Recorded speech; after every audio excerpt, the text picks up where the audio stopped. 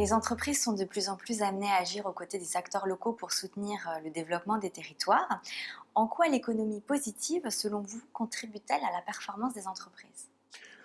L'économie positive, c'est tout ce qui rassemble la prise en compte de l'intérêt des générations suivantes. C'est-à-dire à la fois la prise en compte de l'environnement, la prise en compte de l'éducation, la prise en compte des exigences sociales, de la formation des collaborateurs, la stabilité du actionnariat qui est essentielle, et en quoi l'entreprise peut s'inscrire dans un développement durable.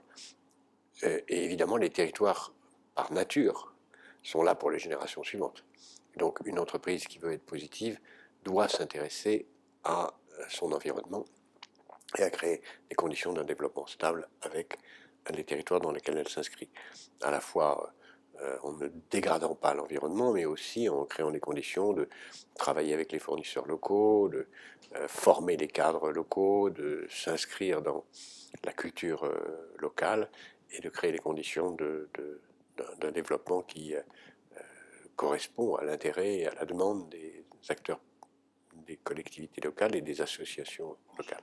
Vous avez créé un indice de positivité destiné aux entreprises. Pourriez-vous nous en dire plus et également nous préciser en quoi le mécénat contribue à cette positivité?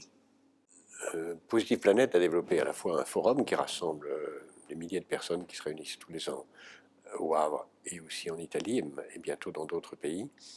Le prochain est en septembre au Havre, dans lequel chaque année nous rendons public depuis quelques années l'indice de positivité des nations. C'est-à-dire nous mesurons comment les nations évoluent dans leur prise en compte de l'intérêt des générations suivantes dans toutes les dimensions, l'environnement, la dette d'éducation, la démographie, la place des femmes, etc. Et nous avons initié le fait de mesurer maintenant la positivité des entreprises et la positivité des régions. La positivité des entreprises, c'est à la fois la place que la RSE y joue, puisque la RSE est une dimension majeure de la positivité, mais ce n'est pas la seule. On est positif si on fait de la RSE, mais on est encore plus positif si toute l'entreprise elle-même participe de l'action dans l'intérêt des générations suivantes. Par exemple, une entreprise qui fabriquerait des produits très nocifs, mais qui consacrerait beaucoup d'argent à la RSE, n'est pas une entreprise positive, puisque le cœur de son métier ne l'est pas. Et donc le mécénat ne se conçoit comme un élément de la positivité que si l'entreprise l'est dans la nature même de ce qu'elle produit. Comment les entreprises peuvent-elles concilier des objectifs à long terme, permettant de préserver les générations futures, avec une gestion plus à court terme liée à un environnement mondialisé et fortement concurrentiel?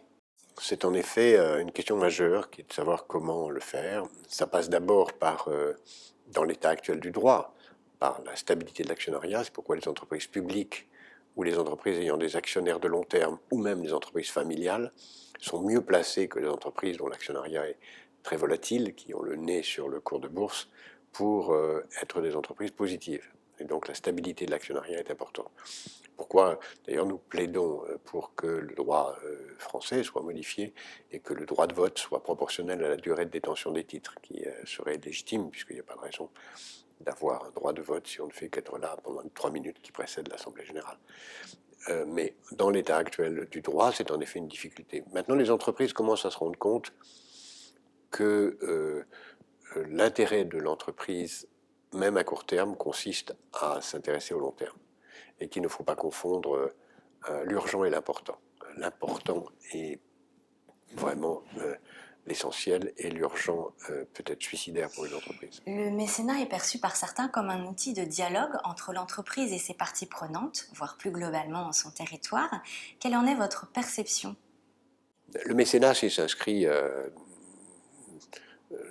dans différents contextes, peut avoir différents rôles pour l'entreprise.